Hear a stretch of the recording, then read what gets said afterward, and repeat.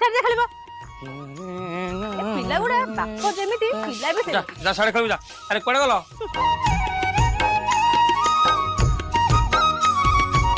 ହେଲୁ ପଇସା ନେଲୁ ତମ ପଇସା ତମ ପାଖରେ ରଖ ଭଗବାନ ସକାଳ ରାଗ ଭୁଲିନୁ କାହିଁକି କହୁଛି କାରଣ ଅଛି ପଇସାଟା ଦେଖ ଥରେ ସେଇ 100-200 ଆଣିଥିବ ଆଉ କେତେ ଆଣିଥିବ ଦେଖି ସାରେ ତାପରେ କହିବି ତ ଦେଖି ସାରେ 1 2 5 6 ଏତେ ପଇସା କୋଉଠୁ ଆଣିଲ କଣ ଶୁଣିବୁ ମୁଣ୍ଡରେ ହାତ ଦବୁ ହଁ ଆରେ ରାତି ପାଇଲେ ଶହ ଶହ ଲୋକ ମୋ ଦୋକାନକୁ ଆଉଛନ୍ତି ଚୁଟି କାଟୁଛନ୍ତି ଦାଢି କାଟୁଛନ୍ତି ନଖ କାଟୁଛନ୍ତି 20 ଟଙ୍କା ମାଗିଲେ 20 ଥର କୁନ୍ଥଉଛନ୍ତି ଆରେ ଆଜି ଗୋଟେ ଲୋକ ହଠାତ୍ ମୋ ଦୋକାନକୁ ଆସିଲା କହିଲା ମୁଁ ଟିକେ ନାକବାଳ କାଟିବି ନାକବାଳ ଟିକେ କାଟି ଦେଇଛି ମତେ 500 ଟଙ୍କା ମୋ ହାତରେ କେଞ୍ଚି ଦେଲା ମୁଁ ଦେଖିକି ଆଶ୍ଚର୍ଯ୍ୟ ହଁ ଏବେ ଜାଣିଲଟି ଲୋକ କେମିତି ପଇସା ଉଡାଉଛନ୍ତି ଆଉ ତମ ଭଳିଆ ସେଇ ଛୋଟ ଲୋକ ହେଇକି ରହିଥିବେ ଟିକେ ମନଟାକୁ ବଡ କରିକି ରଖ